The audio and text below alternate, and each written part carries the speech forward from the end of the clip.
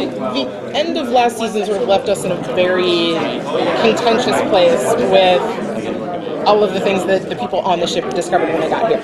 Are we picking up right where that left off, or are we is there more time between the end of the first season and the start of the second season? We wouldn't create a cliffhanger like that and then fast forward 2 months. No, so it'll be directly 2 seconds after. We'll pick up and we'll see how Crew and Nathan James are going to get out of that mess. If they're going to get out of it. So with Alfre Woodard's character, she came in towards the very end of season 1. What did you do to entice her to come and play this villainous type of character? Because I think we presented her with a pretty cool script that had a really great, reversal in it. It was kind of one of the fun things about that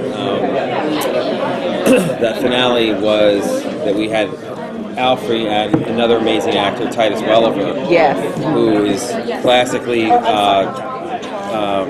cast as the bad guy.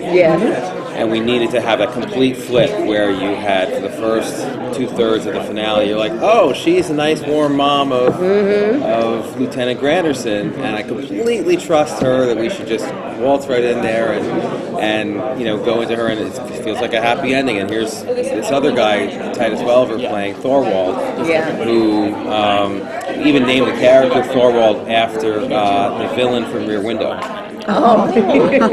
Subliminal for those of you who might be Hitchcock fans. Anyway, so he sort of classically goes along, and you think he's the bad guy, and then we had that that great flip. So for Alfre, it was giving her what we think was a really cool script, talking to her about how it would arc into the next season, and a very interesting character who is kind of someone who, in her own weird way, believes in some kind of idea of a master race. And very unexpected,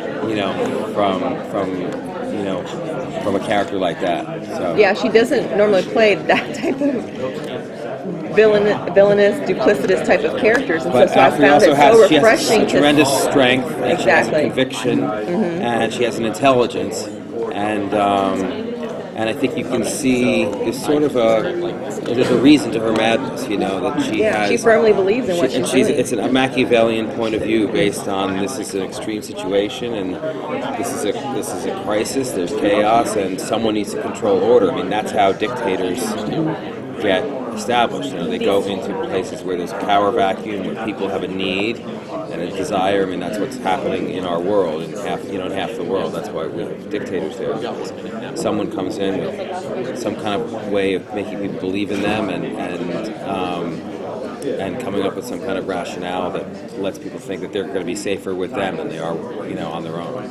And with Titus on board, he is typically cast as, a bit nefarious, to some extent, always somebody a bit grandeur. And in this case, we're wondering, he may not be all that we think he is either. So would you say in season 2, we might be able to see shifts in these characters that we have that are set up that are very dynamic with, our leader here that we've mentioned is amazing, but not necessarily having everyone's best interests. I mean, we know we're burning bodies. And then you have Titus, who we think is essentially a bad guy, but may not be. Thorwald may not necessarily be who we think he is.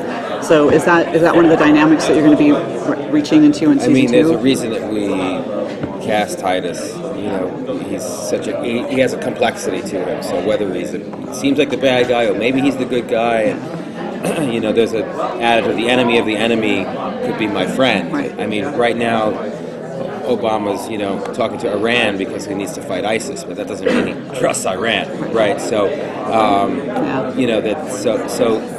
there may be an unlikely alliance formed between Chandler and Thorwald to combat Granderson, but who knows where that will go. Are there any other new characters that we're going to be seeing at the start of the season?